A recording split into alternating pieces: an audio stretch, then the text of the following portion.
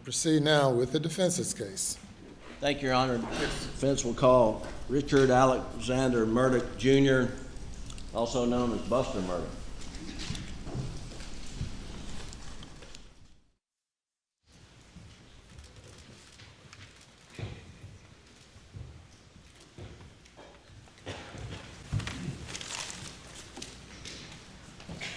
Raise your right. Do you swear or affirm the testimony you give today will be the truth, the whole truth, and nothing but the truth? So help you God. Thank you. You'll have a seat up on the witness stand. Adjust your chair and your microphone. And if you'll state your full name and spell your last name. Richard Alexander Murdaugh, Jr., M-U-R-D-A-U-G-H.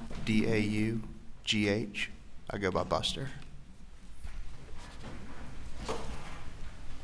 Mr. Murdaugh, is your father sitting over here at the defense table? Yes, sir. Tell the jury a little bit about yourself. Where you born, where you raised, where'd you go to school? Right. So my name is Buster, 26 years old. I live in Hilton Head Island, South Carolina. I was born in Savannah and lived in Beaufort for about 2 years when I was a little child. We moved to Hampton in about 2000, and I grew up in Hampton, went to Wade Hampton High School, and after high school I went to a small college in Spartanburg called Wofford. Is your mother Maggie? Yes, sir. And your brother Paul? Yes, sir. When you moved to Hampton, do you remember how old you were when you first moved to Hampton? Three or four. Okay. And did you live in Hampton in a house in the city limits? Yes, sir. The town limits? Yes, sir. And you did that with your mom and dad and brother for how long? For around 20 years. Right. What schools did you go to coming up through in Hampton County? What did you go to grade school? Went to Ben Hazel Primary School, Hampton Elementary School, North District Middle School, Wade Hampton High School. Okay. And as you were growing up, what were your interests, Buster? Sports, playing sports, doing things outdoors, hunting, fishing. And was your father involved in those interests with you? Yes, sir. And was your mother also? Yes, sir. And in what way? Well, my father coached every Little League team I played on up until I started playing for the schools in which had a coach. And what about Paul? What were his interests growing up? Paul's interests were outdoors, mostly, hunting, fishing, playing around in the woods. Right. Did he also play sports at times? He did. Yeah, he played basketball and baseball. Did your dad coach him as well? He did. And would your parents attend all of your and Paul's sporting events as you were growing up? Every game. And it was a rarity for them to miss one, and then if they had to, they would call and explain. And right. And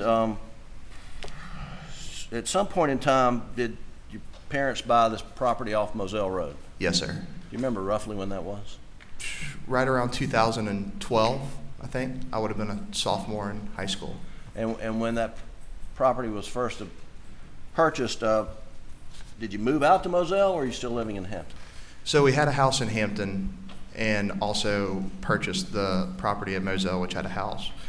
And for the beginning stages of owning Moselle, Hampton was still working as our primary residence. But I believe it was Hurricane Matthew, or one of the hurricanes came through and blew a bunch of pine trees over on the house. So it had to get work done to it. And from that point, we moved out from Hampton to Moselle while the house was getting fixed. And more or less, it just kind of, it never transitioned back to Hampton. It just almost like Moselle became the primary residence. And during this time, did your family also have a house at Edisto? Yes, sir. How frequently would you stay at the house at Edisto? Very frequently during the summertime, Okay. almost every weekend. And when your family essentially relocated to the Moselle property, making it primary residence, were you still living at home in high school, or do you remember how old you were at that point in time? Yeah, I'm sorry, Jim. Will you say that again? Were you living at home at that point in time? Was that while you were still in high school or Yes. school? You remember when you transitioned to Moselle and started staying there basically full time during the school year? So when I was still in high school, we were living in the Hampton house, and then I'd gone off to college. Okay. Which is when this stuff happened, and they moved out to Moselle. So yeah, I was living at college. And when did you go off to college? 2014. Okay, so sometime after around 2014, family relocated to Moselle for the most part That's right. because of the hurricane damage. Is Yes, that- sir. Okay. Tell the jury a little bit about the Moselle property. I know they've heard a fair amount, but I think you probably know it better than anybody. Yeah, so the Moselle property is, it's roughly 1,700 acres, and a lot of that is really not even accessible. It's a lot of swamplands, a lot of stuff that you just, no road systems or anything like that, but a big portion of it is has road systems and everything, and it's a big property. It's broken up into several different parcels that border each other, and we have 20 some odd deer stands, dove fields, duck ponds, just all over the property. So What type of hunting did you and your brother and your father do at Moselle? everything: deer, duck, quail, dove, hogs. You have a duck pond? We have a duck pond. Okay. And the hunting was, did you have a lot of friends come out and hunt as well? Yes, sir. Okay. Now the jury has seen a aerial view of the property, and there's a main house, there's shed, kennels, and then there's a house sort of right on Moselle Road. What do you call that house? That's the cabin. The cabin. And did you live in the cabin with friends over summers at some point in time? I did. The summer of my sophomore year, after my sophomore year, me and two of my buddies lived in the cabin. Okay. And who are those buddies? Nolan Tootin and Rogan Gibson. Okay. And the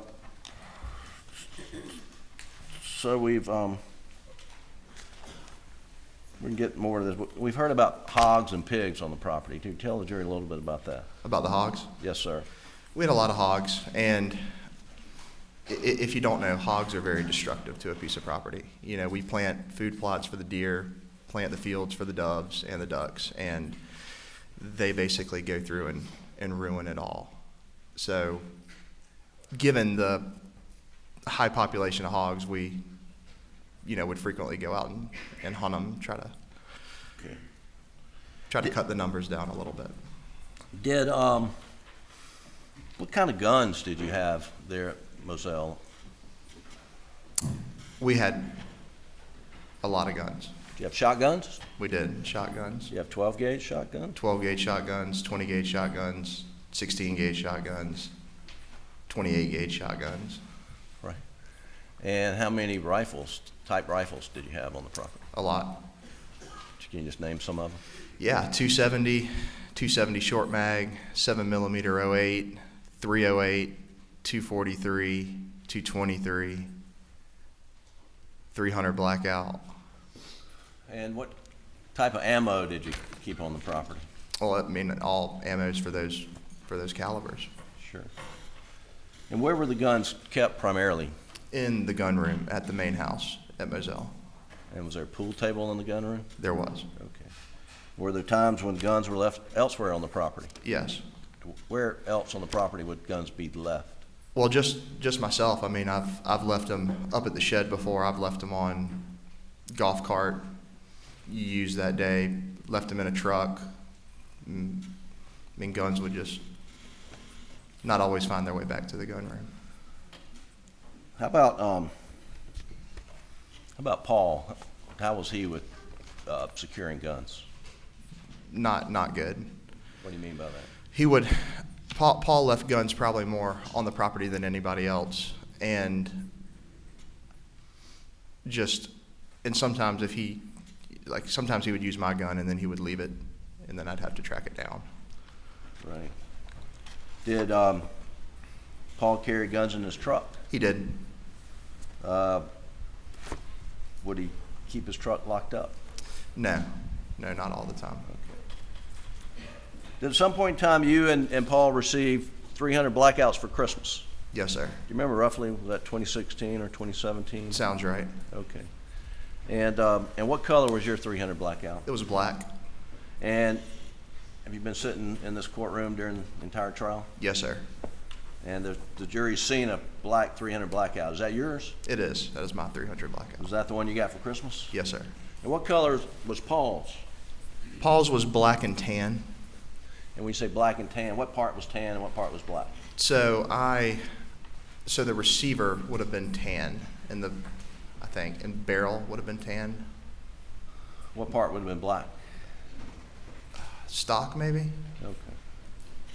And so yours was all black, his was black and tan. That's right. What happened to his that he got for Christmas in 2016? Or his gun was apparently stolen, lost, taken. Yeah. How do you know that? That's just what Paul told me. What happened to your gun after Paul's was stolen? My gun became, what we would both use. And did that create some confrontation between you two at times? Yes, sir. And why? Well, kind of like I just touched on. So he would use it. He's not very good about putting it back where he found it. I leave it somewhere. I go back and, want to get it, and it's not there. Did you notice, were you aware that Paul got a replacement at some point in time? No, sir. Well, you heard about that in the courtroom? Yes, sir. Trial? Okay. But up to that point, did you ever see Paul use the replacement? No, sir. I've never seen a replacement. So every time in your presence Paul was using a 300 blackout, which one would it be? Mine.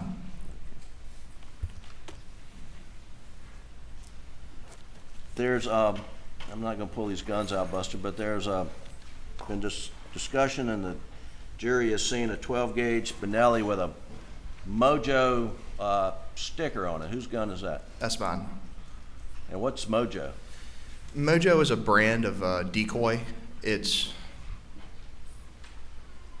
basically what it is it's, say you buy a wood duck Mojo and it sits on a pole, but the wings are motorized, so it's to replicate, a more alive duck.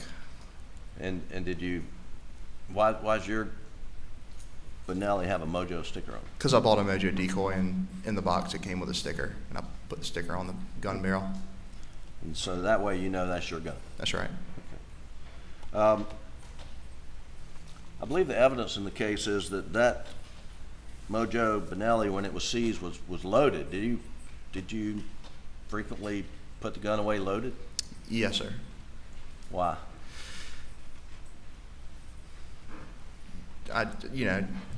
Knowing that I might need it again at any point. Okay. Just, put it back on the shelf. I kept the safety on. Okay. And I think it was loaded with a 3-inch and a 3.5-inch turkey load. Do you remember that you would load that gun with a 3-inch and a 3.5-inch? Yes, sir. And why would you do that?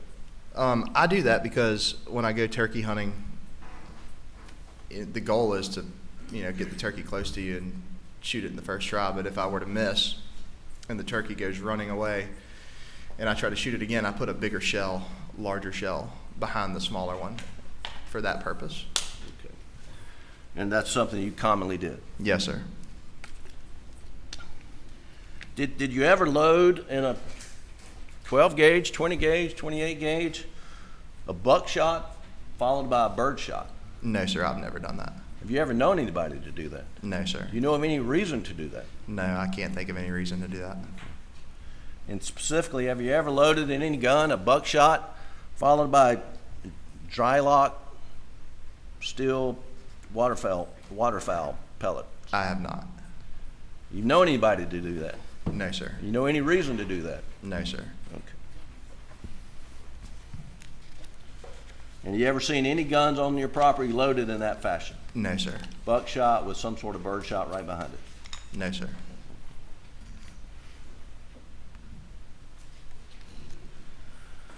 The jury's heard testimony about goings and comings, which way you go in and go out at Moselle. How many entrances were there at Moselle? 2 entrances. And will you describe the 2 entrances? So the main entrance is pretty much straight out of the front door of the house. You would go down a dirt road and then you would come up on big brick columns, and that's what I refer to as the main entrance. But down by the kennels is another entrance, and that one is a little bit different. That one has the mailbox beside it, and those are the 2 entrances. Okay. So let's talk about coming onto the property. Which entrance coming onto the property would your mother normally take? I would say normally everybody took the main entrance unless that there was a reason that you needed to go down the other one, which for her reasons of going down the other one would be the mailbox, and also when we got packages delivered from Amazon, they actually would go to the shed as opposed to the house. So your deliveries would go not to the yellow or whatever white house that you lived in, but down at the shed? That's right. Okay. Now, leaving Moselle, the property, which way would you, Alex, your mom, Paul normally go leaving Moselle? Out of the main gate. Okay. And if you're going to Almeda, which way do you turn coming out of the main gate? To the right.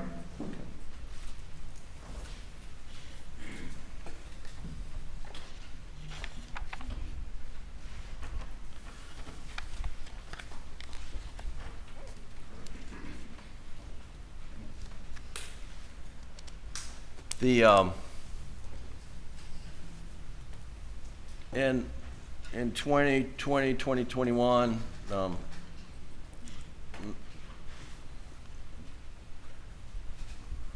during the summer months, where did your mother prefer to stay? At Edisto. And where were you staying, say, in the spring, summer of 2021? Where were you living? Spring, Moselle. And then summer, where'd you move to? Or, I was down at Edisto a lot in the summer. okay.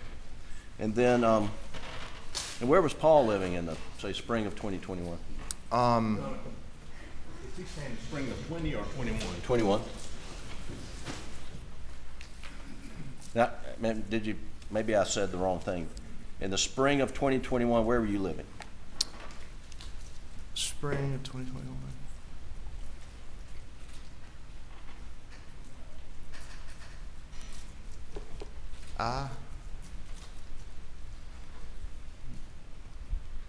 Did you have an apartment in Columbia? Yes, I did have an apartment in You Columbia. split time between Columbia and Moselle, Yes, sir.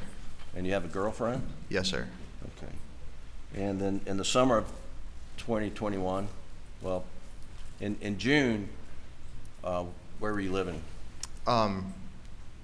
Between Columbia and between Rock Hill. Okay.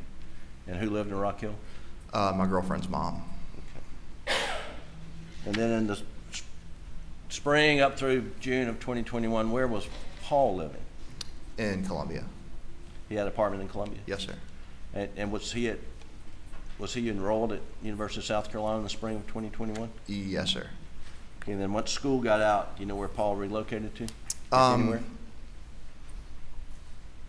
No, not exactly. I know that.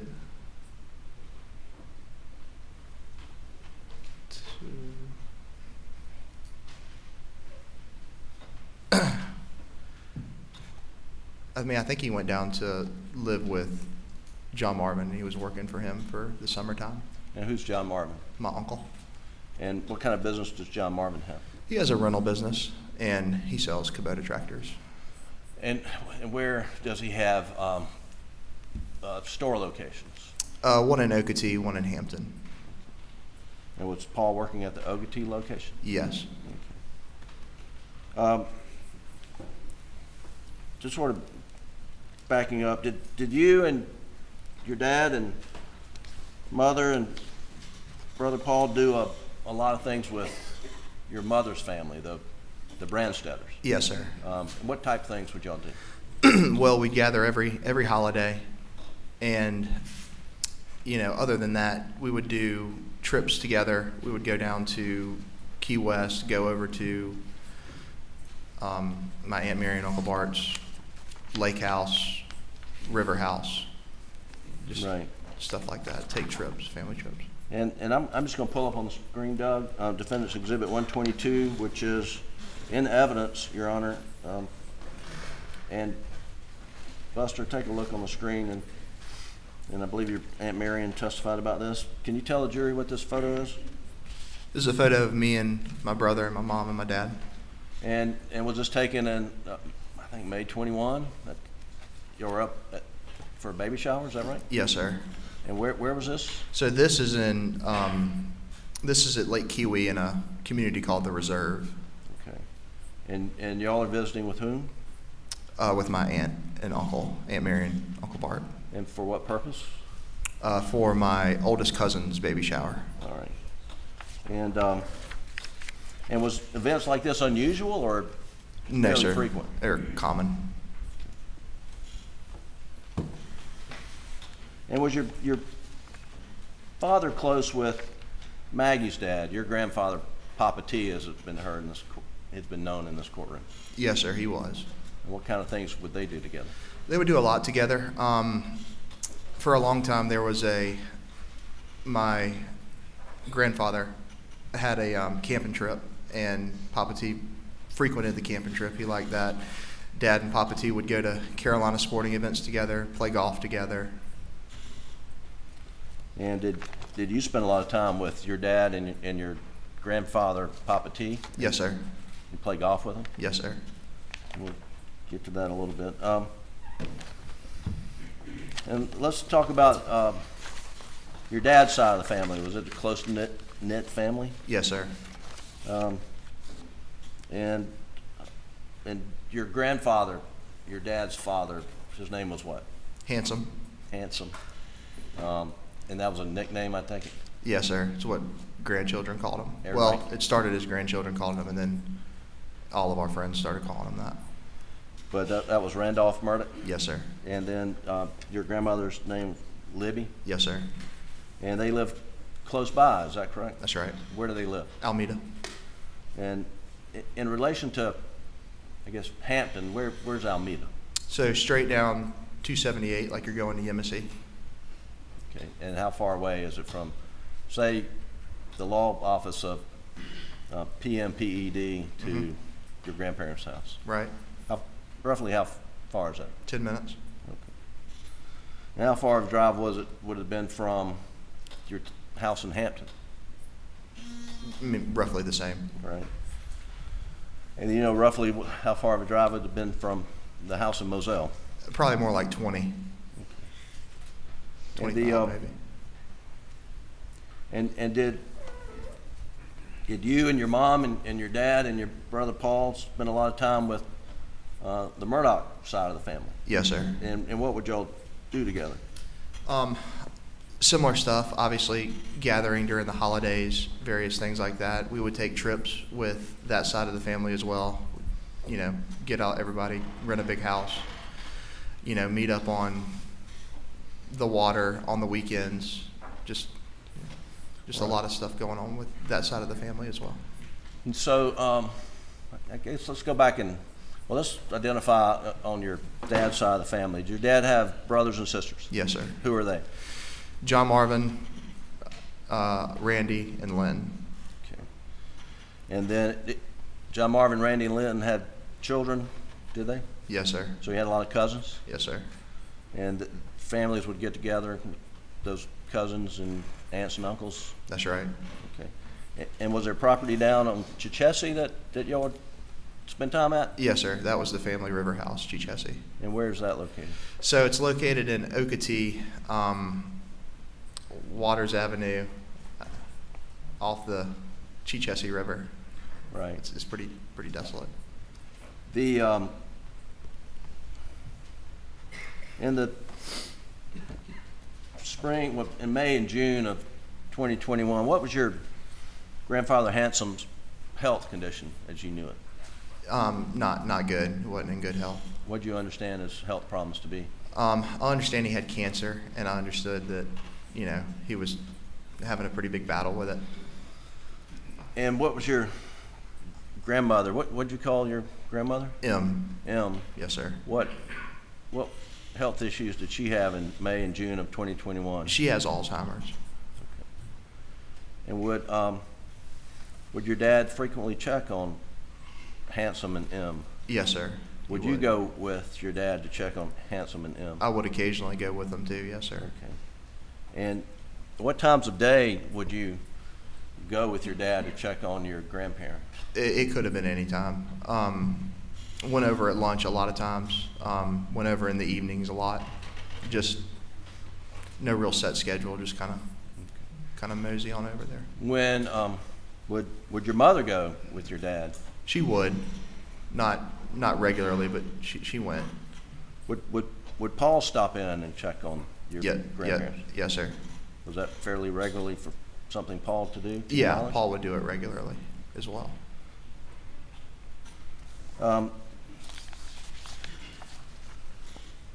When you would go with your dad in the evenings, and maybe it's not limited to the evenings, where would you park when you go visit your grandparents? For the most part, just like a ordinary afternoon visit, park in, you know, the garage, the carport. But if we went over a little bit later, then we would pull around to the back side of the house and be able to enter through the back door. Okay. And what's at the back side of the house? So when you walk in the back side, it's like we call it a sunroom, but it's, you know, a dining table. It's got a TV in there, and then that is right next to the kitchen. And then if you're in the kitchen and you go to the right, then that's where my grandparents' room is. Okay. Doug, if you could pull up page 38 from State's Exhibit 524, please. That's in evidence.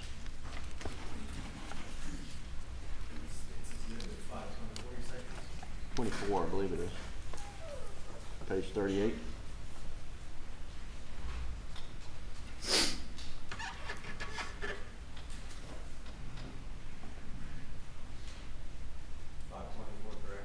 Yes. And that's page 38? So Buster, this is from State's Exhibit 524, which is an evidence, which is the GPS data off the OnStar provided from General Motors. And can you see that? Yes, sir. Can you tell us what's that house? So that's my grandparents' house at Almeda. All right. And these dots in the back, and I'm going to point to this line of dots just right next to the circle that Doug drew. Do you see them? They seem to be connected right here on the far right? Yes, sir. Where is that on the property? So that's right off the back corner of the house. Is that a place where you'd normally park to go in the back of the house? Yes, sir. That is where. Have you parked there yourself? I have. Have you seen other family members park there? I have. Is that a customary place to park when you go in the back door where the kitchen sunroom is? Yes, sir. Okay.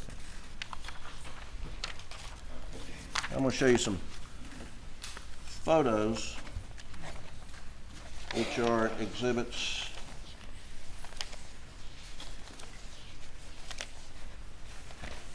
130 to 136.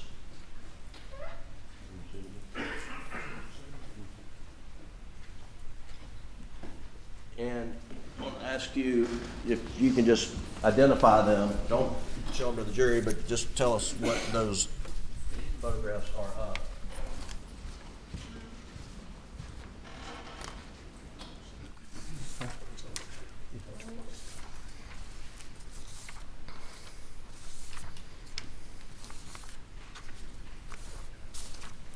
So these photos are of the area we're talking about, off the back corner of the house in Almeda.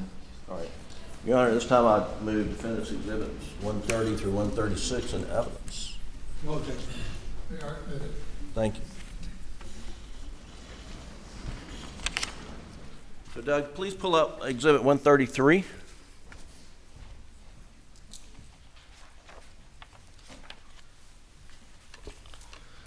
And Buster, tell us what 133 is, please. Yeah, so this is the back door entrance to where I was just talking about, to enter into the sunroom kitchen, into the kind of back quarters where my grandparents' bedrooms were. All right, and if you'll pull up 134, Doug, please.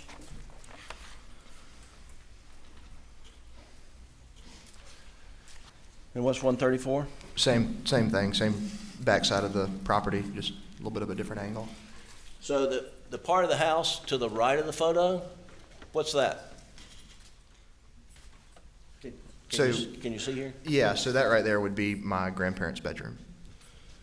Okay, so that's in the evening, your grandparents would be in that part of the house, is that correct? Yes, sir. And if you went to the garage entrance, what would happen? What would be required of your grandparents or some sitter to let you in? Yeah, so you could go and knock, but a lot of times they're in the back part of the house and they don't hear you, so you normally call and say like, hey, I'm at the front, I need to be, let in. And they'd have to walk from the back to the front, unlock the door and let you in. But if you're in the back, how far is the walk? Quarter of the distance it would be to walk it's very short. And was it common to go in the back door? Yes, sir. And is it? And then I'm gonna show you exhibit 131. Please pull that up, Doug.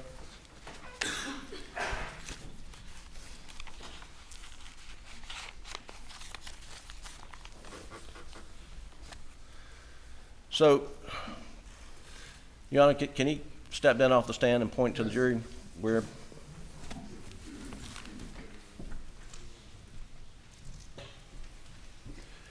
So Buster, step aside so that the jury you're not blocking their view. I don't have a pointer, but can you point out in this photo where you would normally park? All right, yeah, point out to the jury where you normally park to go into the, So you would park, right about here, coming right off basically the corner of the house, and this is the same stairway to go up to the back door. so you'd park in the grass? Yes, sir. And near that satellite dish? Or not near the satellite dish? Yeah, Objection. Where would you park in Leading. relation to the satellite dish? Yeah, right there close to it. All right. And that was, now, hang on, Buster, I'm sorry, come back. What's this structure right here? That's what we call the cook shed. And and what's in the cook shed? A couple couches, big TVs. That's mostly where my grandfather used to have a cookout on every third Thursday of a month, and that's where he would have his little gathering. It's just an open concept in there with a kitchen, TV, a couple couches. All right. Hang on, Doug, you pull up 132 while Buster's still standing here.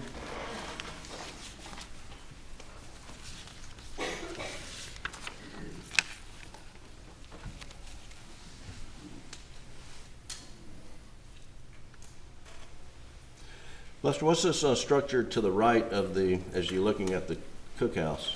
It's an old shed. Okay. Now, roughly, what's the distance between the cookhouse and the cook shed to where you'd normally park to go in the back door?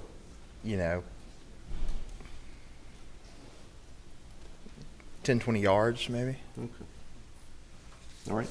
Go ahead and take your seat, please.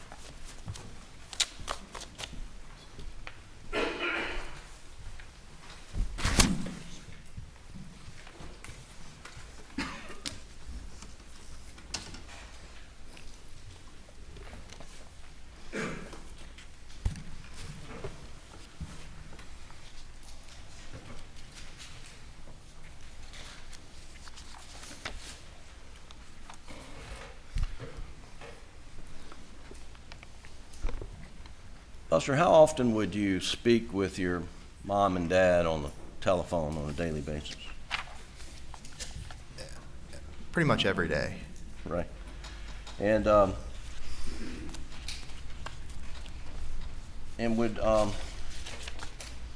would you be with your dad when he's talking to your mother? Yes, sir. I guess can you give the jury some sense of how frequently, as a family, y'all would engage in telephone conversations daily?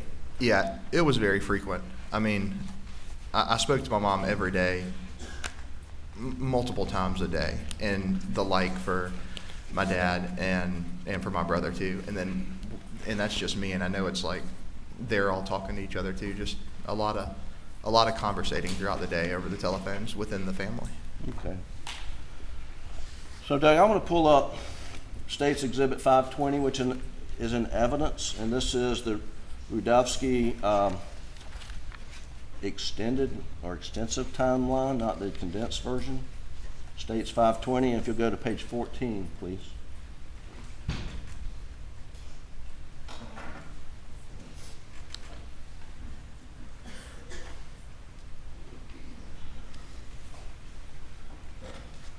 So Buster, what I'd like to do, and this starts at 1:11:10 p.m. If you could blow up that first entry, Doug, and this is in evidence offered by the state.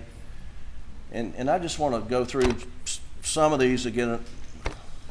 So at 1:10, this document says, Paul Murdaugh misses a phone call from Margaret Murdaugh.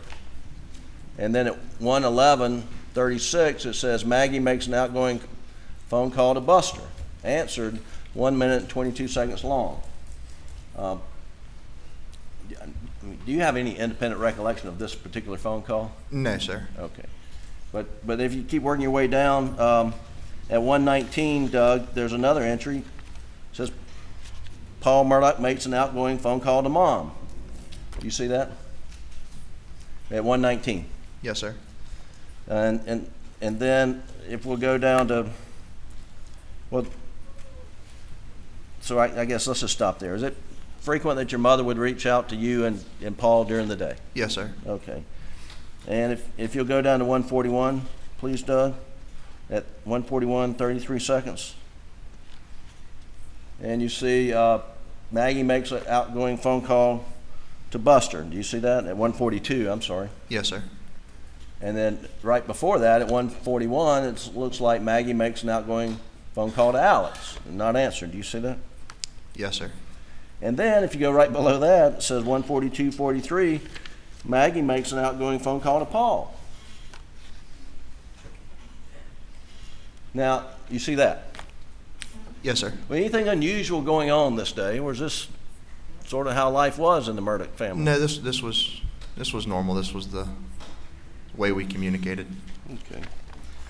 And then if you'll go to page 15, Doug, at the bottom at entry 1:52:39 p.m. says Maggie Murdaugh makes outgoing phone call to Buster, answered at 1:19. So here's another call from your mother. Is that right? Yes, sir. Not unusual, was it? Not unusual. All right, then page 16, at 1:55:40, if you'll take a look, blow that up, Doug, says Maggie Murdaugh received an incoming phone call from PA Alec Murdaugh. Answered 6 minutes and 18 seconds. And that was your dad and mom apparently talking, correct? Yes, sir. And then right below that at 1:56:18, there's some instant messages to you about some medication. Do you remember what this might be about? Yeah, so this was about, I take a medication called Dupixent, which is a self-given shot. And I was up in Rock Hill, and I needed to get the medicine delivered to this address here on the screen. Okay. And that's what we were talking about. She was, calling the pharmacy to get it redirected to that address. Normal day, is that right? Yes, sir. All right. Doug, if you go to page 19 at 3:24:20 p.m. Excuse me, I'm sorry. 3:24:30 35. Alex Murdaugh receives an incoming phone call from Buster. 518 seconds.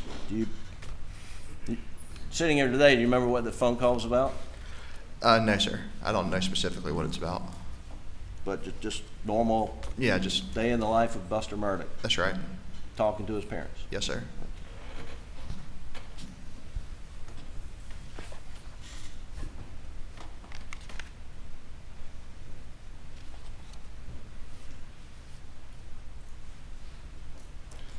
If you go to page 24, Doug. At 4:42:56 p.m.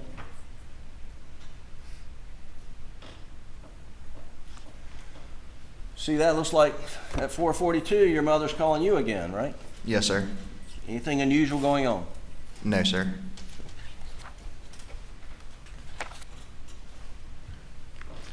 And then if you'll go to page 26, Doug, at 5:16:25 p.m.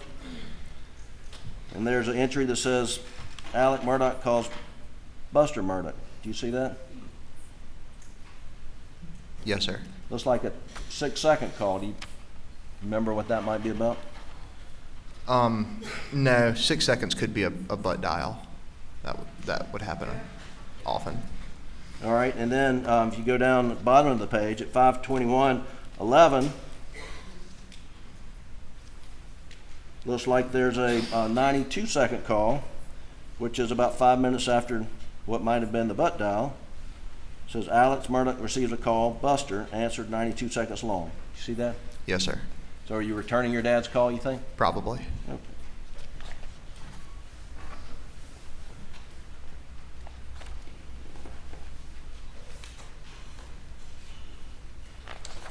And I'll just carry through. If we'll, Doug, if you'll go to page 32 at 6:52:13 p.m., please.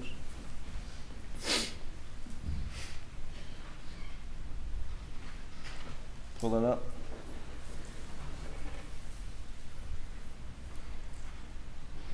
Thank you.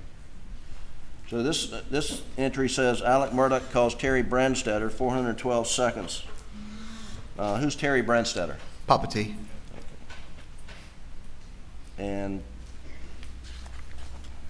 would your dad call your grandfather fairly regularly? Yes, sir, he would.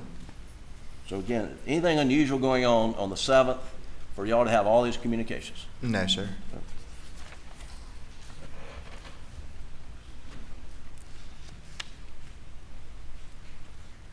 And then we'll jump to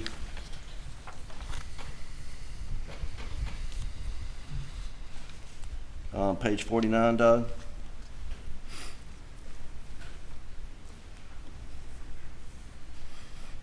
And if you go to 9:08:58,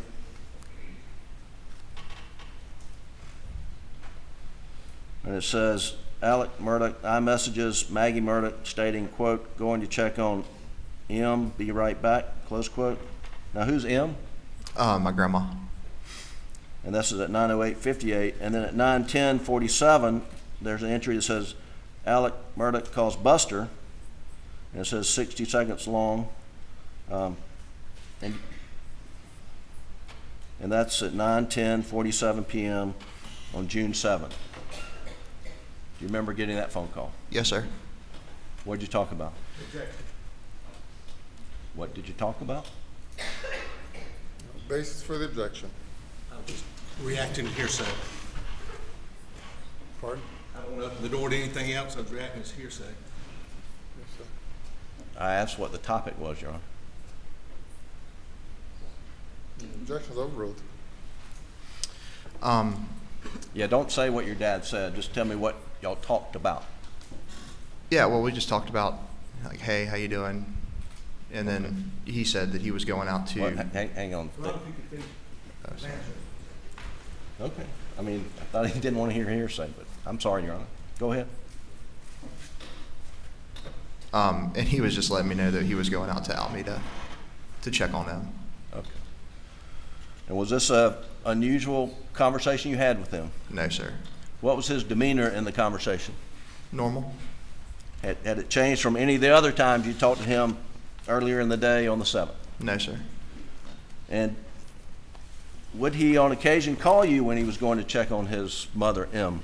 He would, yes, sir. Was that an unusual occurrence? No, probably one of the more regular occurrences. We all usually would make phone calls like riding in a car. So when he was riding over, it's very common for him to call. You take that down, Doug.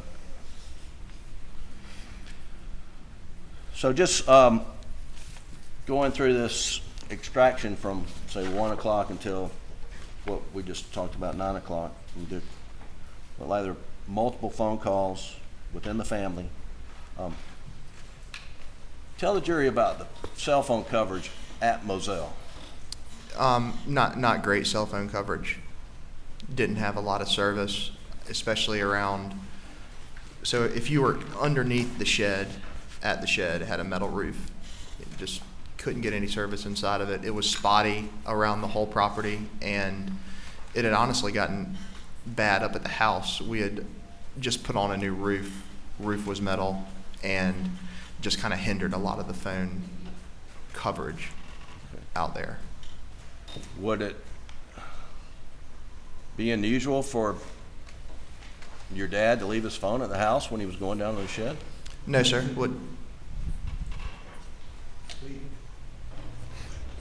Can't lead the witness. No, sir. Would not be unusual. Okay, well, did your dad always have his phone with him when he was on the property at Moselle?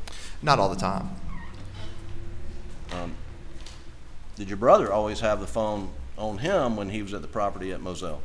Not always on him. He would have it near him, but he's out there working on stuff and didn't always have his phone just in his hand or in his pockets or anything like that. Did your father ever misplace his phone? Yes, sir. Was that a frequent occurrence? It was. How about your brother? Did he ever misplace his phone? He did. Was that frequent? It was.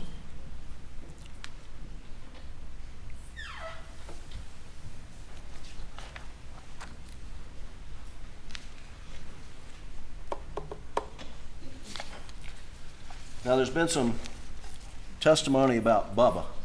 Yes, sir. Who's Bubba? Bubba was our dog. What kind of dog was Bubba? He's a yellow lab. And was he difficult to control? He could be, but for the most part, no. He would listen to Dad more than anybody else. But also, we had a gun dog shot collar that we would put on him sometimes, and when he had that on, he was, Okay. on his P's and Q's. The switching gears, another topic. When your dad, well, let me just put it like this: how frequently would your dad take a shower or bath? He could take him a lot, and he, working out there. If he goes outside and sweats a lot, comes back in and takes a shower. Was that normal routine for him? It was. And did he sweat a lot? Yeah, it's hot out there in the summertime. Was he a lot bigger then than he is today? He was. How big was he? Probably 6'4", 250, 260. Right.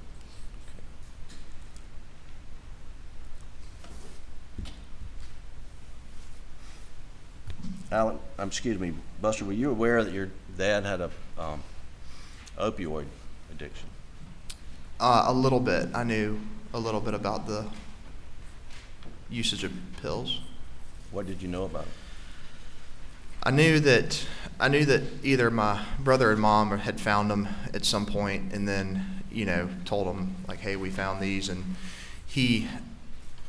I want to say the 2018 around Christmas, he went to a detox facility after Christmas, and that was my knowledge of it. Thought that handled it, and then there were a couple more times after the fact where they would kind of go into this finding pills, all that stuff. And then he did a few kind of like at home, just self-detoxed a couple times, and, you know, thought, you know, once he did that, you know, get off of them. But that was kind of my general knowledge about it all. You thought he had beat it. That's right. Yes, sir. And when he was confronted about his pills, what was his attitude?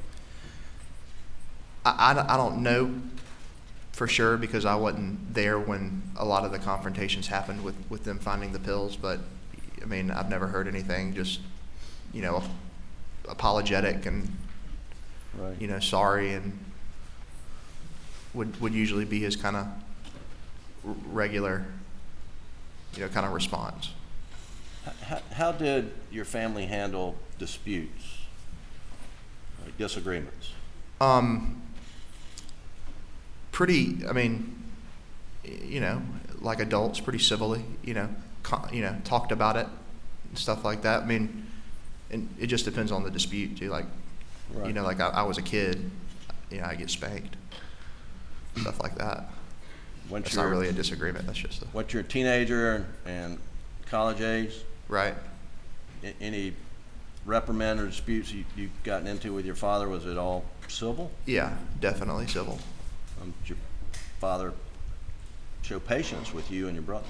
Yes, sir. He would. Was there ever any violence in the family? No, sir.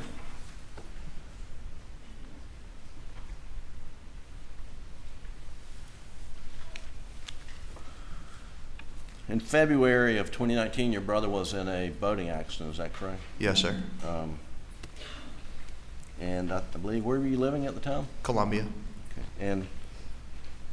And was he criminally charged eventually? Yes, sir. And what type of reaction was there to his involvement in the boating accident and his criminal charges sort of in the community in Hampton? I would say a negative reaction in the community. The media spike kind of got going after it. There was a lot of articles in the media about, you know, our family and stuff like that. And to your knowledge, was Paul being threatened or bullied on social media or anything like that? Yeah, he was definitely being bullied on social media. You know, just people sending random messages, and I would talk to him. I know a lot of times he'd be walking down the sidewalk and, you know, a car comes by and they would yell some stuff at him. I knew he would go out, you know, in a bar and, you know, there's somebody that wants to talk about it and, you know, make a scuff about it, whatnot. Right. The what was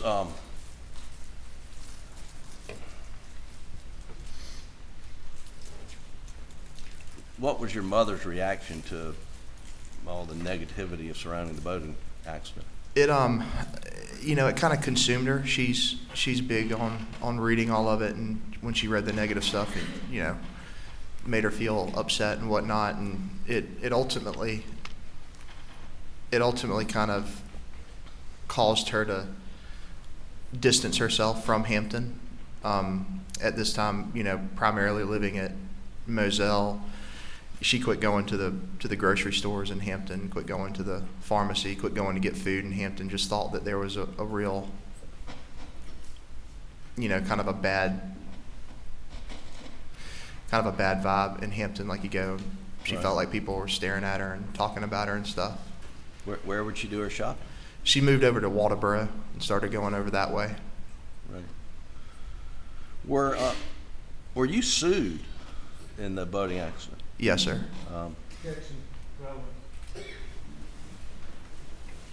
No response. With regard to relevance, Your Honor, it's civil litigation about the boating accident has been a big part of the state's case. He's a party to the litigation. Overrule the objection. Were you sued? Yes, sir.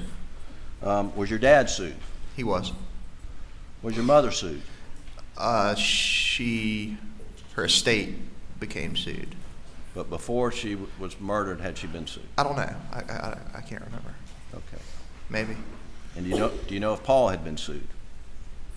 No, I don't know that he had been sued. Okay. What, was your mother anxious about the civil lawsuit? Yes, sir. What was her biggest concern? I would say her biggest concern was reading articles after, Mark Tinsley had made a statement about how much money he was wanting to collect in the civil lawsuits, and I think it was to the tune of like $40 million or something like that. He was trying to get, and that made her anxious. And what was your reaction to statements like that? Well, I mean, I knew what he was saying, but I mean, it's not, to me, it just didn't seem, I didn't think, well, I don't have $40 million, so. Right. And was your dad anxious about the lawsuit, to your knowledge? He didn't appear to be overly anxious about it.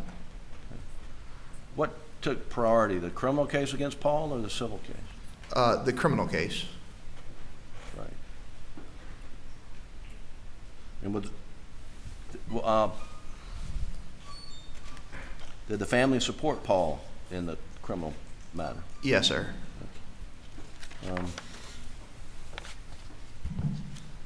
what do you mean by that? I mean that supported him in his criminal case because, amongst the family, none of us thought that he was driving the boat. We thought he'd been. At the time of the accident? That's correct.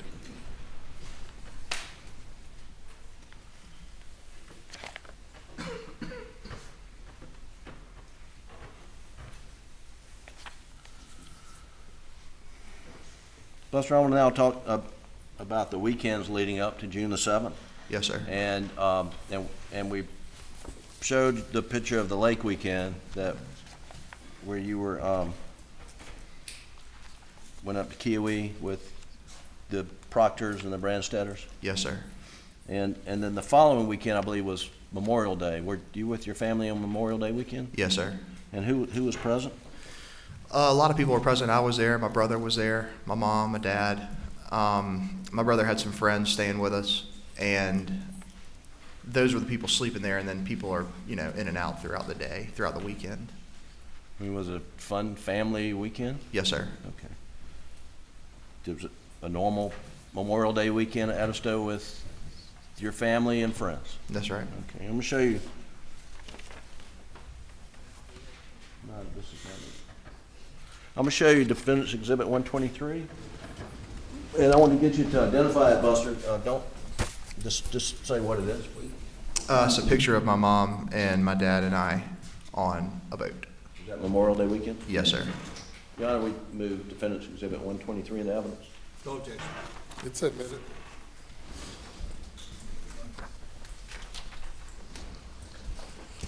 Is this the photo, Buster? Yes, sir. And then I believe this same weekend there was a birthday party or cookout. Is that right? Yes, sir. Doug, if you could play Defense Exhibit 61, please. It's in evidence. And I want you to take a look at that.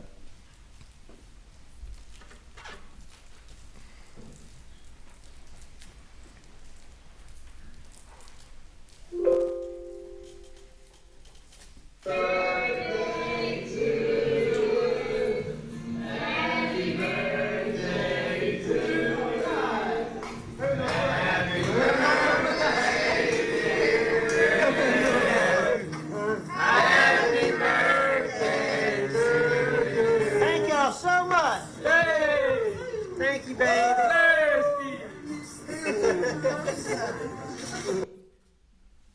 And was that your mom make a cake for your dad? Yes, sir. And that was a group of friends. When's your dad's birthday? Do you know the exact date? It's not a test. You just say you don't know if you don't know. No, I don't know the exact date. It's around Memorial Day? That's right. Okay. 27th, maybe.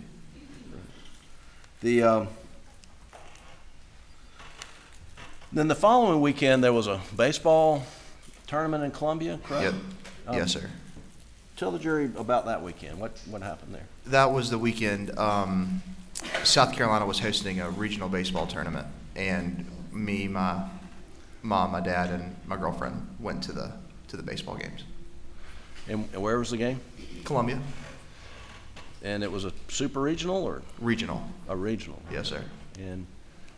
And what days of that weekend did you go to the game? Saturday and Sunday. Did your mom and dad stay in Columbia that weekend? They did. Or they stayed on Saturday night? Yes, sir. Okay. And you, did y'all tailgate with them on Saturday or Sunday? Yes, sir. We did. And was it a normal weekend? It was. Fun weekend? Yes, sir. And that Sunday would have been June the 6th, is that right? Yes, sir. Okay. And then on June the 7th, we went through a host of number of telephone calls with you and your dad and mom leading up to 9:08, 9:10 on June 7th. Buster, when did you first find out that your mom and brother were murdered? My dad called me. I can't remember the exact time, but it was later. And he called me on the phone. He asked me if I was sitting down, and I was like, yeah. And then he, sounded odd, and then he told me that my mom and brother had been shot. What'd you do? Well, Brooklyn, my girlfriend, was with me, and I think she heard she could hear my conversation kind of over the phone, and so she just started packing stuff, and I kind of just sat there for a minute. I was in shock, but eventually we got our stuff together and drove down to Moselle. Do you remember what time you got to Moselle? It was early in the morning, late in the morning. If we left around 10:30, 11, got there sometime probably around 2 o'clock in the morning.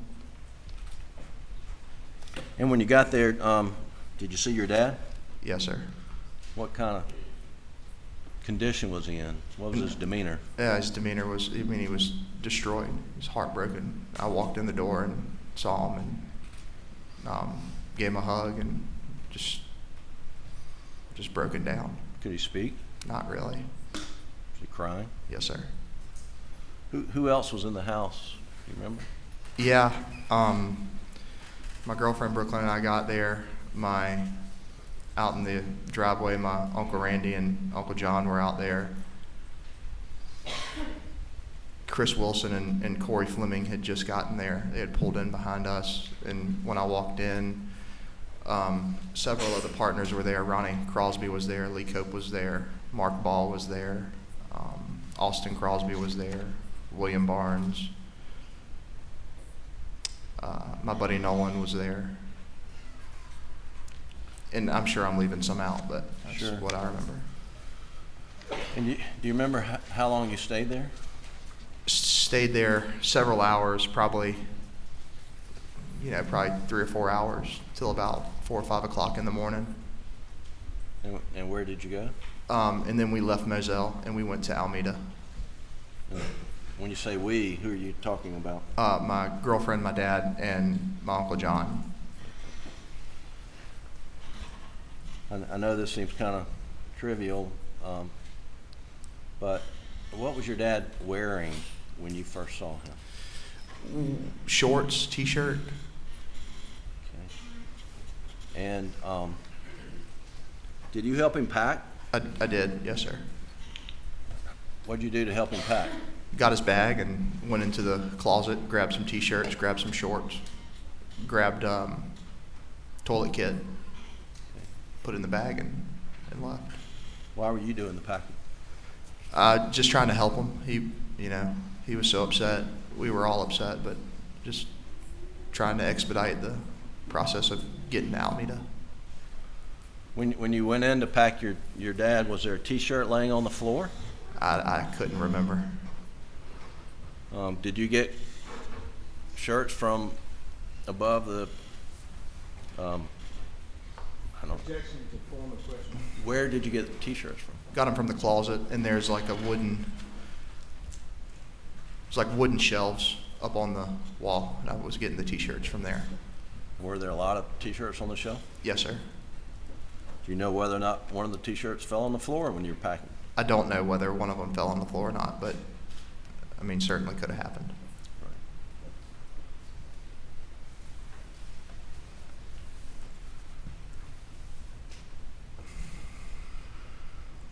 When you got to Moselle,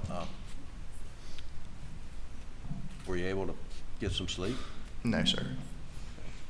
Did you go back to Moselle the next morning? Yes, sir. And who went with you? Me, my girlfriend Brooklyn, and my dad, and maybe John Marvin. I don't know if he was riding with us or already out there separately, but he was somewhere in the mix. Do you remember roughly what time you got to Moselle? I mean, I think we got there rather early. You know, nobody really slept, and you know, about early in the morning, sun comes up, just Did go back. Did you take a shower and Brooklyn take a shower at Almeda, or did you do it over at Moselle? No, sir. We slept tried to sleep at Almeda, and then we took everything back with us to Moselle, and we showered there. You know where your dad took a shower that morning? Yeah, Moselle.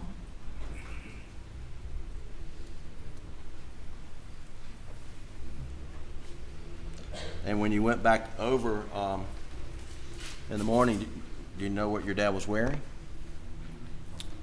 When you were traveling from Almeda back? No, to not Moselle? specifically, but I know that, you know, I know what I packed, so it could have been any of that. It's just athletic shorts and T-shirts and stuff.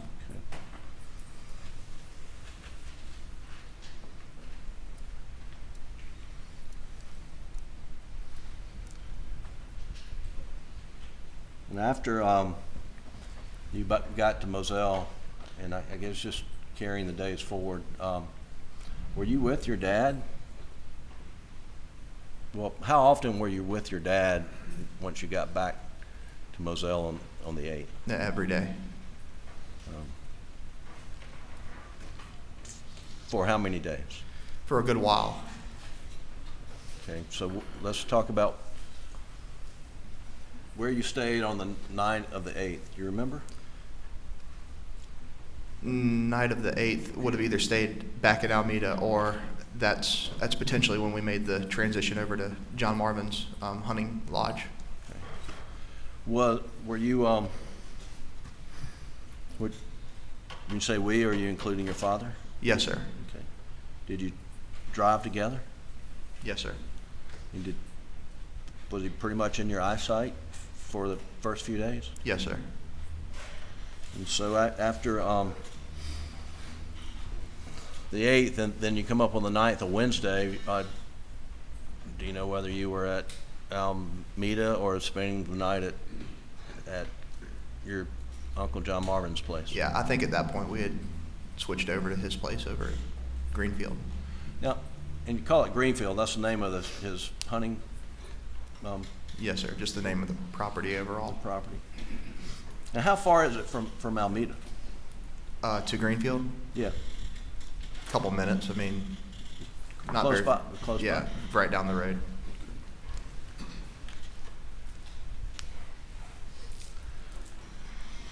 And then,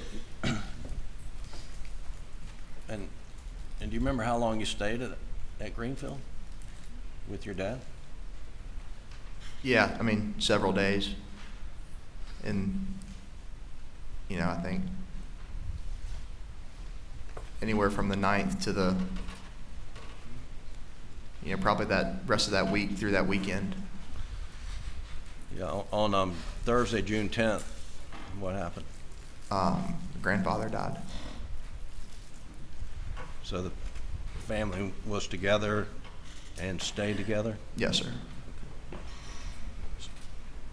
Do you ever remember your dad disappearing for any periods of time No, sir.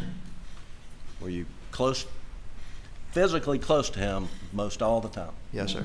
except when you were sleeping? That's right.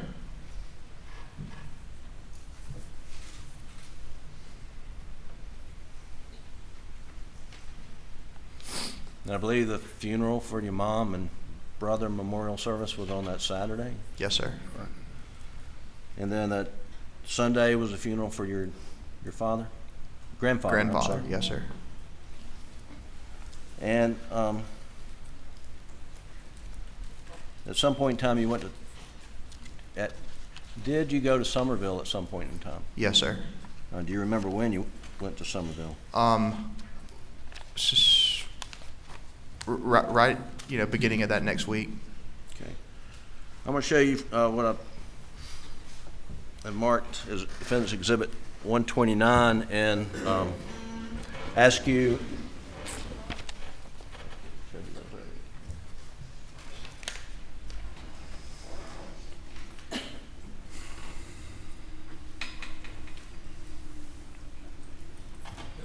We discussed previously, we are objecting on a hearsay basis to 129. Yes, Your Honor, I'm not introducing 129, offering it to the witness to refresh his recollection. That's the step. All right. But it's for ID. Buster, I don't want you to publish that, but I want you to, I want to ask you if that Defendant's Exhibit 129 marked for identification purposes refreshes your recollection as to when you left to go to Somerville. Yes, sir. Tell the jury, what is that? What's that document you have in your hand? It's a text thread between my girlfriend and I. And does it have, so based on that text communication between you and your girlfriend, it refreshes your recollection, when did you leave to go to Somerville? June 14th. And looking through there, refreshing your recollection, how long did you stay in Somerville? Stayed in Somerville until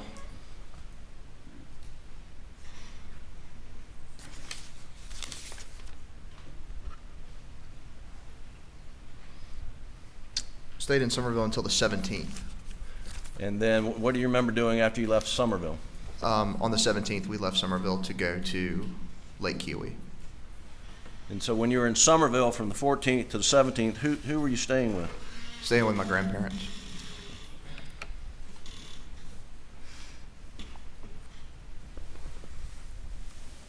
And then you went to Kiwi. Who did you go with? Went with my dad and I, my grandparents, my aunt and uncle, and their children, their children's boyfriends, and that was it. So you're with your dad from the night of June 7th and through the Kiwi trip, is that correct? Yes, sir.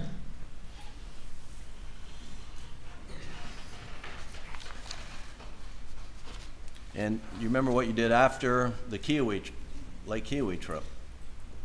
No. At some point in time, you decide, I've got to go back to Rock Hill? Yeah, yes, sir. Remember roughly when that was? No, I think it was sometime following all this, but I can't tell you exactly when I went back to work. When you decided to go back to Rock Hill, you had a job in Charlotte, is that right? Yes, sir.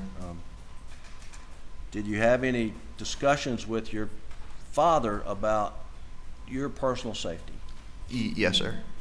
Did he make any offers to you? He did. What offers did he make to you? He offered me to. Basis for the objection. Hearsay, self-serving hearsay. Response. An offer is not hearsay. It's an offer. The objection is sustained. Did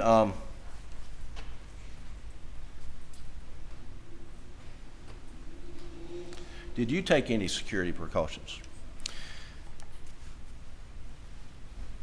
No. Did you want any security protection? No, sir, I didn't. Why not? Well, I didn't want to carry a gun or anything like that, and I also didn't want like a private security detail following me around, just for lack of privacy. And at the time, the places that I was staying and the places that I were going, like I was staying at Rock Hill in my girlfriend's house, who has, you know, alarm systems and security cameras and whatnot. And then other than that, I'm staying in hotels, which, Right. you know, I just felt.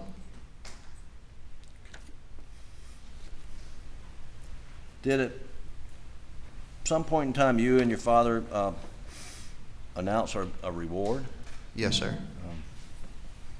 I'm going to show you what I marked as Defendant's Exhibit 126 and ask if you identify this. If you can identify this. Yeah, yes, sir. This is the reward. It's a news release about the reward. Yes, sir.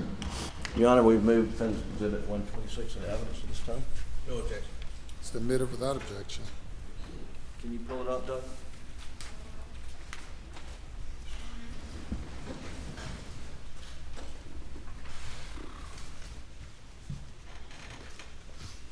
And if you could just pull out the top two paragraphs, please, Doug. Oh, you can't. Okay.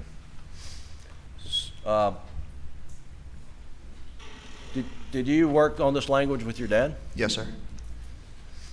Can you read to the jury the first two paragraphs, please, beginning with Alex and Buster Murdaugh? Yes, sir. Alec and Buster Murdaugh announced today a reward of $100,000 for information leading to the arrest and conviction of the person or persons who brutally murdered Paul and Maggie on June 7th, 2021. I want to thank everyone for the incredible love and support that we have received over the last few weeks. Now is the time to bring justice for Maggie and Paul. Buster and I, along with Maggie's mother, father, and our entire family, ask that anyone with helpful information immediately call the SLED tip line or Crime Stoppers. Thank you. Now there's a, in the body of this, there's a expiration date on this reward. What's your understanding of the purpose of having an expiration date? I'm not real sure. Okay. Well, you see it says, to be eligible, the person claiming the reward must submit the tip to SLED or Crime Stoppers by September 31, 2021? Yes, sir. Okay.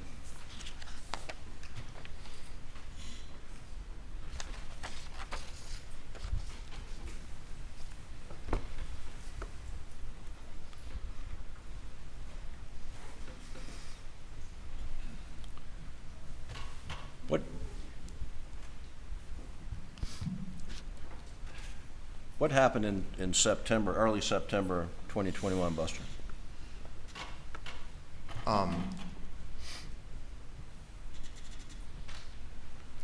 Talking about the. Yeah, do you remember your dad going Yes, off sir. to detox, road shot shooting? Yes, sir. From that moment that your dad went to the hospital and went to detox, did he ever come back home to his property, his clothes, his belongings, to No, your sir. knowledge? No, sir. There's been some questions about whereabouts are Alex's clothes. Can you tell the jury before he went off to detox where his clothes were? How many different locations he had clothes? So, had clothes at Moselle, had clothes at Greenville, had clothes at probably a few clothes at Almeda, had clothes at Randy and Christie's house, had clothes a lot of places. You have clothes down at Chichesi, or Yep, Chichesi, Okatee. you have clothes at Edisto? Yes, sir. You have clothes in his car? Yes, sir. Can't lead the witness. How many nights after June 7th, to your knowledge, did your dad spend at Moselle? None. How many nights after June 7th did you spend at Moselle? None.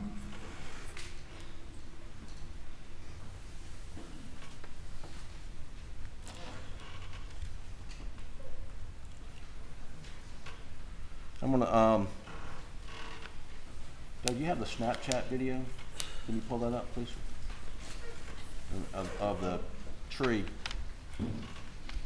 Your Honor, this is the Snapchat video that's in evidence. I'll get the exhibit number for the record shortly.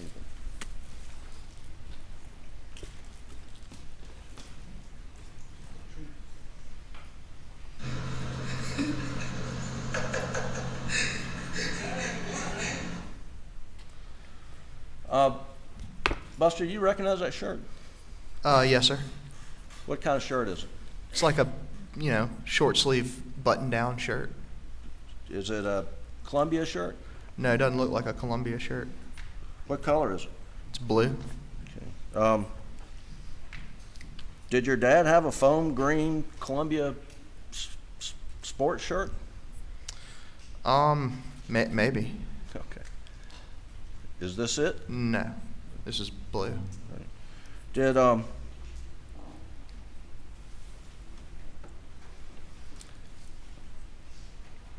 do you know if your dad ever ordered any Vinnie Vine or I don't know? Did he order clothes after your mother and brother's murders? Maybe he ordered clothes, but he doesn't wear a lot of Vineyard Vines. Okay. Have you ever seen him buy Vineyard Vine? No, sir.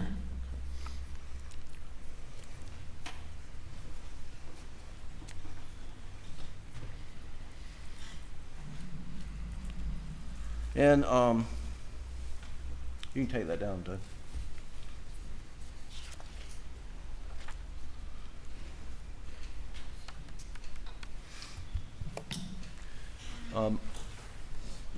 Sometime in August, did you go with your dad where you played in a golf tournament?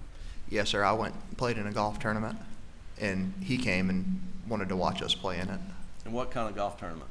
It's a golf tournament that a buddy of mine puts on in Somerville every year. It's called the Jasso Invitational. It's just a bunch of guys that are friends come together and play in a golf tournament. And did you look up the date of that tournament before testifying today? I did. And what weekend was that tournament in August of, in 2021? Yeah, it's the last weekend in August of 2021. Okay.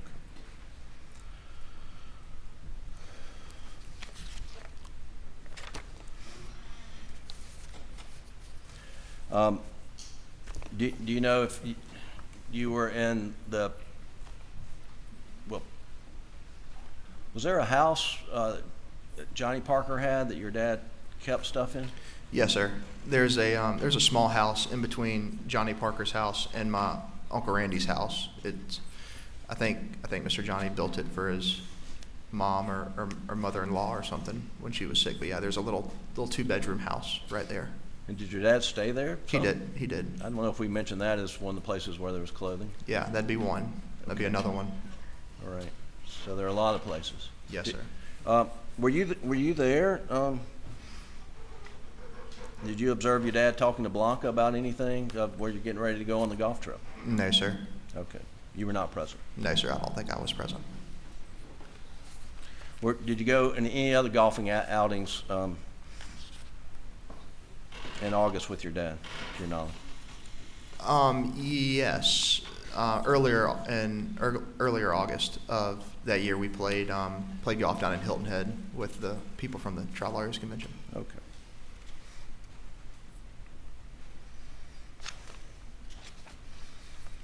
Now have you been sitting in this courtroom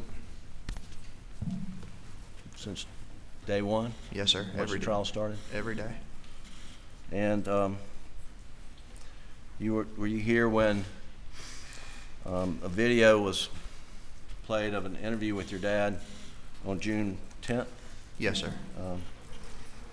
And there was a question about whether your dad said, "I did him so bad," or "they did him so bad." Do you remember that? Yes, sir. Do you recognize your dad's voice? I do. If you listen to it, would you be able to tell the jury whether it's I or they? Yes, sir. Your Honor, I'd like to pull up Exhibit 153, the clip. Sitting on top of the day, it's tough. It was so bad. It's so bad. What'd your dad say? Said they did him so bad. Is that the first time you'd heard him say they did him so bad? No, sir. When was the first time you heard him say they did him so bad? First time I heard him say that was the night that I went down to Moselle, the night of June the 7th. Did he say that more than one time? He did. 1 second, Your Honor, let me check to see what I left out.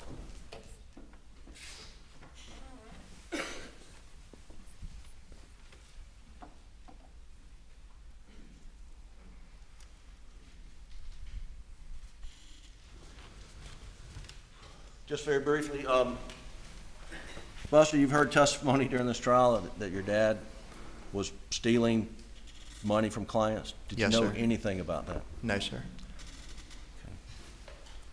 And just lastly, roughly how long would it take to clean a dog run down at the kennels? 2 dog runs, for example. Roughly, I'd say 10 minutes or so. Okay. And what do you have to do? You got to get the hose, turn the hose on, spray out the dog kennels. You got to, put the bed on top of the wooden box so the bed's not wet. Now, what are you spraying? Dog manure? Yeah, spraying, dog poop. And it spreads out, and you've got to... That's right. Yeah, you got to spray it, make sure it's all out of there. Spray it to the back. Oh, all right. Thank you. That's all I have, Your Honor.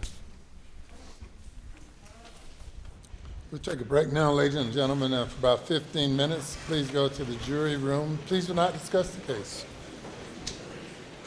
Can I call you Buster? Yes, sir. I'm John. And I want to first off tell you, I am sorry about your mother. Sorry, I can't hear him. I'm sorry about his mother, Well, if you step back a little bit, I can hear you. and I'm sorry about your brother, Thank you. and I'm sorry about your grandfather. Thank you. He was nice to me when I was a young assistant solicitor. I'm sorry for your loss. Yes, sir. I appreciate it. Thank you. I don't have many questions for you, Buster. Okay.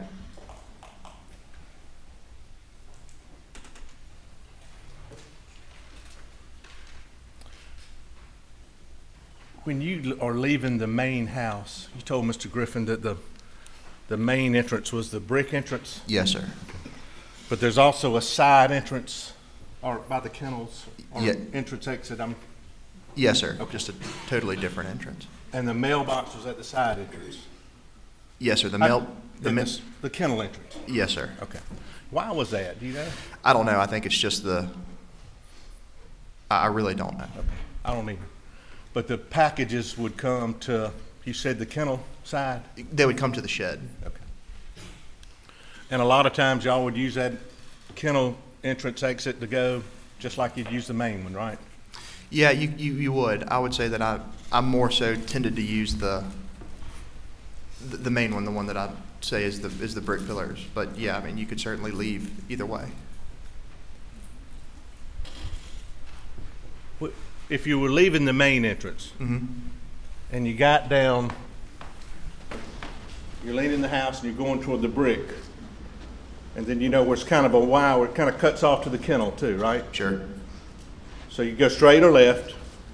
If you were leaving at night going straight, and if you were looking out to the left and the lights were on, you'd be able to see the lights on at the kennel just from that little Y, wouldn't you?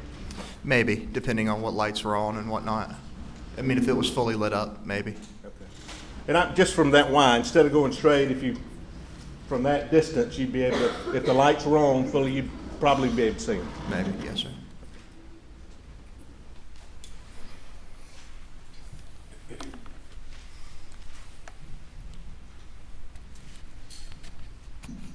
Almeda,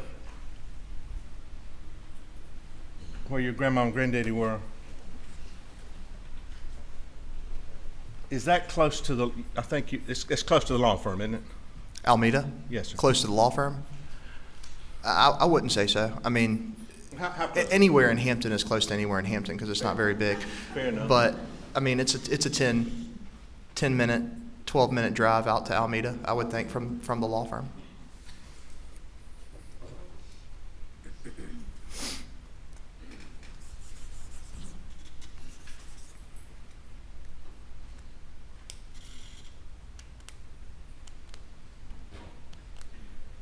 I think, Mr. Duck, could you bring up 131? Can I ask him to do that? Sure. I know Mr. Harper been exposed to this. Mr. Griffin's witness. I said, sure.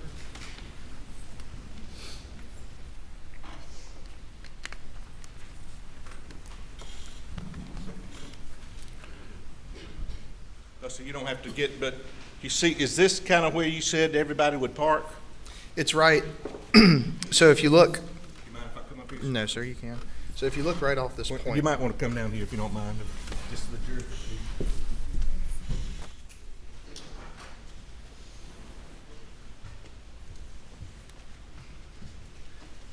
There's a road running down there.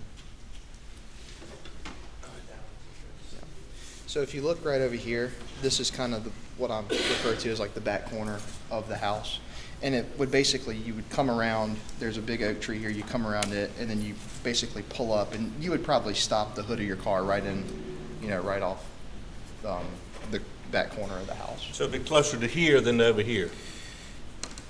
Be about right in here. So right in here. Yeah, I mean, because you don't want to pull up super close to it. Yeah, be right out. But there was a driveway, all in paved driveway in here, right? There is a paved driveway over towards the side of the house.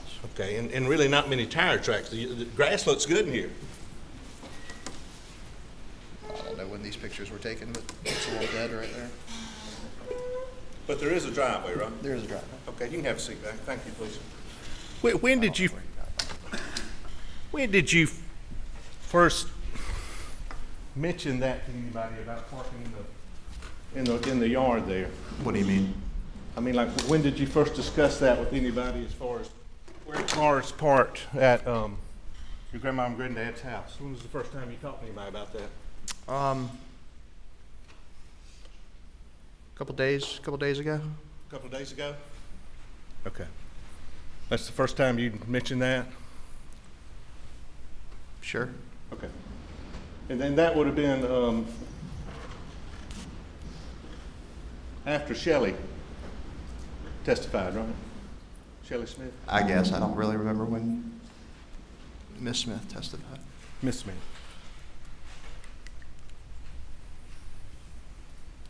Did you bring that to somebody's attention, or did somebody ask you about it? I couldn't. I'm not sure.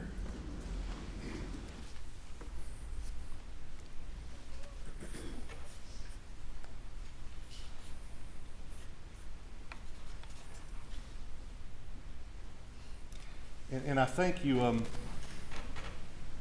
keep forgetting I'm on cross. You testified that how many times had you been there with your dad?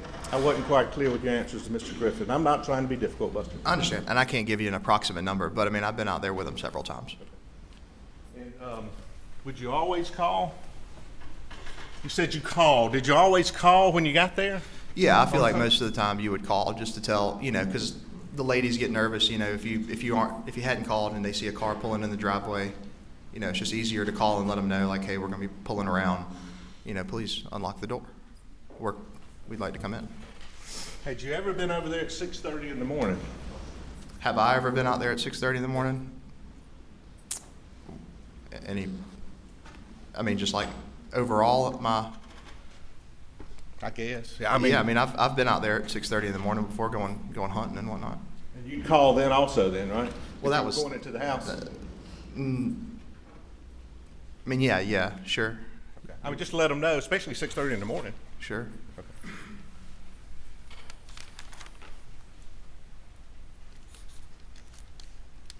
Your mom loved Edisto, didn't she? Yes, sir, she did. I love Edisto. She was actually getting some work done down there, wasn't she? Yes, sir, she was getting some work done on the house.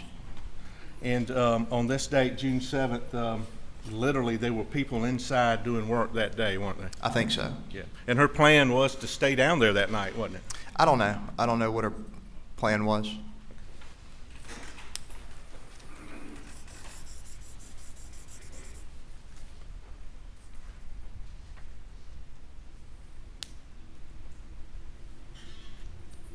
You had, I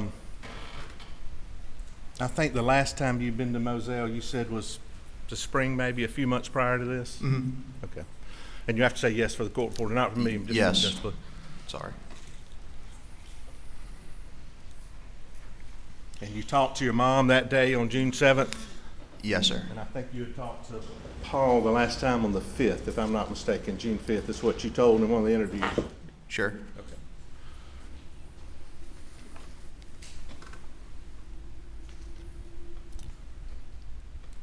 And Mr. Griffiths asked you about the financial troubles and that have come out here. You had no knowledge of your dad's financial difficulties at all, did you? No, sir. I mean, you really didn't. No, sir, I really didn't. And as far as you knew, financially, the family was sound. Yes, sir. Okay. You went to Wofford. I did go to Wofford. Go Terriers, for the record. Thank you. But everything, as far as you knew, financially was okay. And when did you learn it wasn't?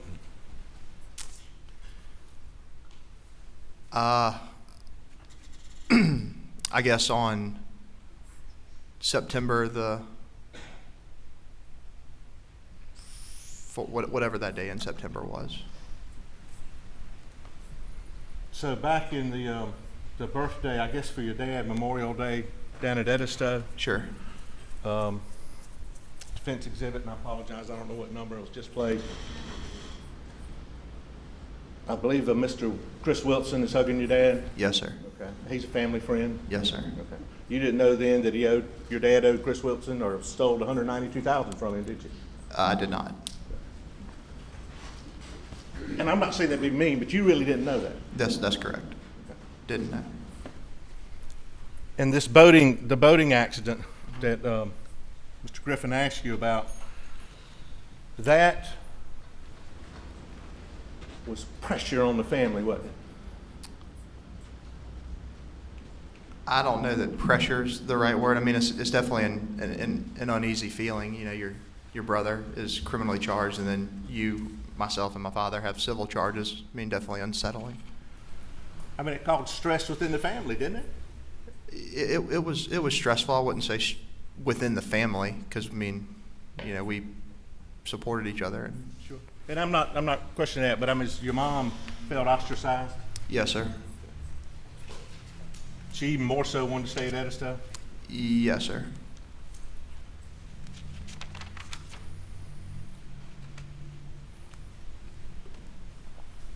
It really,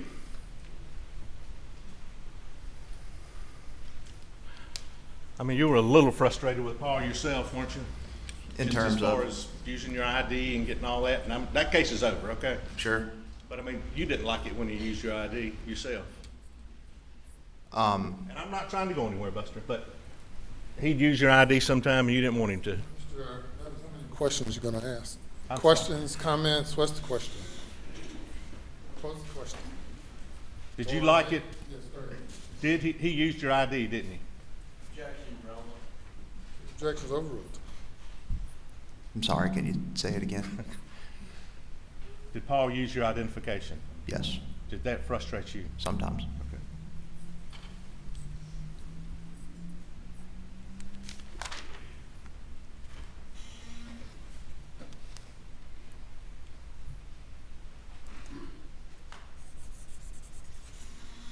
You were shown the tree video with the shirt and the pants. You remember that?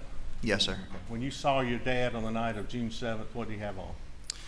When I had made my way up to the house, he was wearing shorts and a t-shirt. And who laundried his clothes? At that period of time, would have been Blanca, and then my mom also does laundry sometimes. But on a day-to-day, did Blanca take care of your dad's clothes, laundering, cleaning, folding? Yes, sir.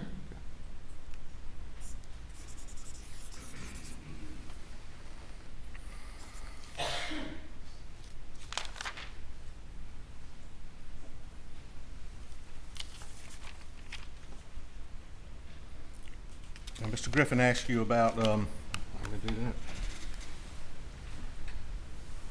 You never went back to Moselle. after this incident? Well, I mean, Or after, did you?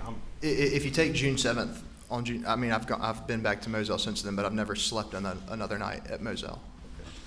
And did your dad? Well, strike that. Beg portion, don't.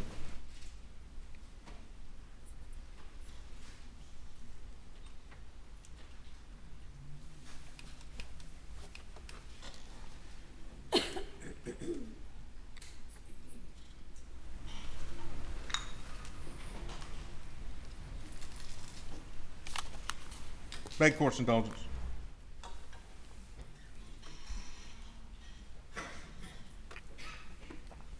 Did your dad try to get you to go hunting out there again one time, or suggest it? He asked if I wanted to, and if I wanted to, that I could. Or you didn't want to? No, sir, didn't want to go.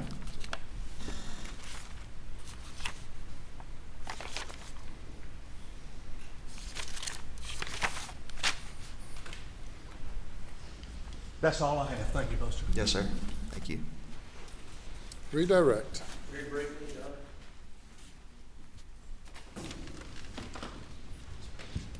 Buster, if your mother, when she went to Edisto and stayed for multiple nights, would she take Bubba with her? Yeah, usually. She'd take a combination of Bubba and maybe another dog, Grady. She would take dogs with her, yes. And you understand Bubba and Grady were at Moselle the night of June 7th? I do, yes, sir. That's all I have, Your Honor. Anything further? Thank you. May step down.